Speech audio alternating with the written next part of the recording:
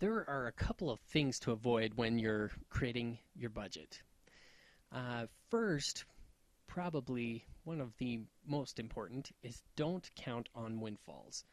When projecting the amount of money you can live on, don't include dollars that you can't be sure you'll receive, such as a year end bonus, or tax refunds, or investment gains.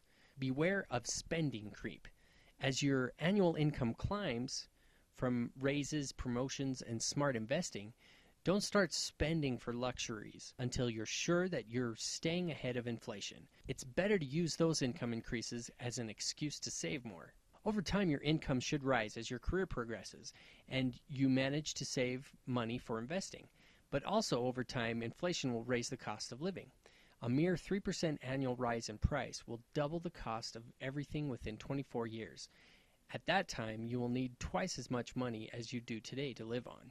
So don't start spending your rising income on luxuries you've been denying yourself until you're sure that you're staying ahead of inflation.